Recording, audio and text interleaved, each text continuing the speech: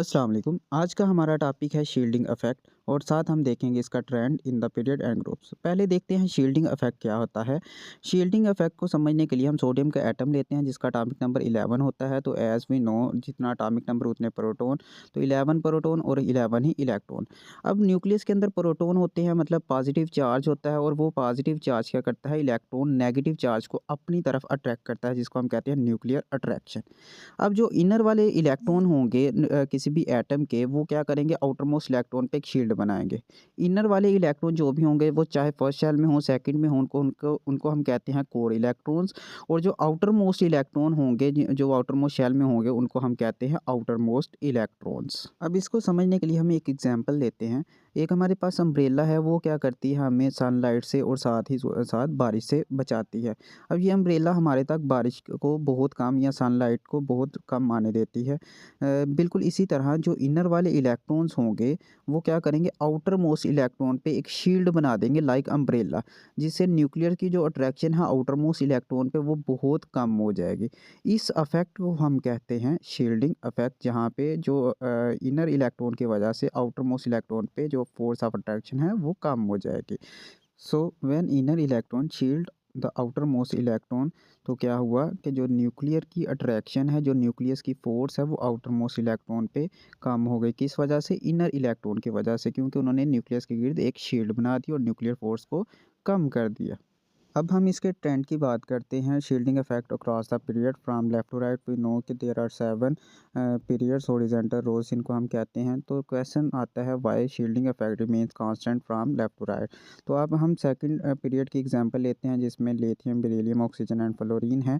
Lithium के 2 shells, beryllium के 2 shells, oxygen के 2 शेल्स और फ्लोरीन के 2 शेल्स। क्योंकि हमने पढ़ा था कि पीरियड में नंबर ऑफ शेल्स जो होते हैं वो रिमेंस कांस्टेंट होते हैं।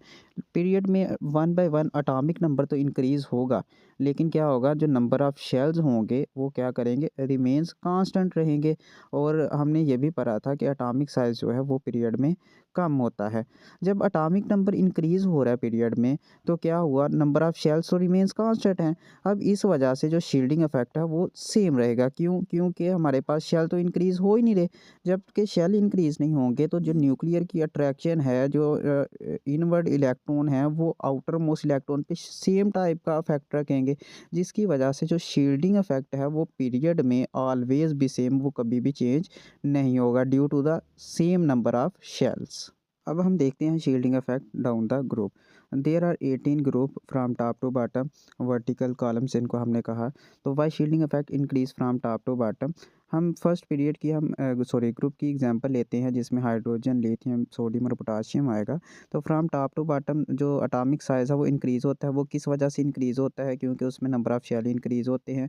हाइड्रोजन का 1 शेल, लिथियम के 2 शेल और सोडियम के 3, इसी तरह पोटाशियम के 4 हो जाएंगे, उससे नीचे 5 हो जाएंगे।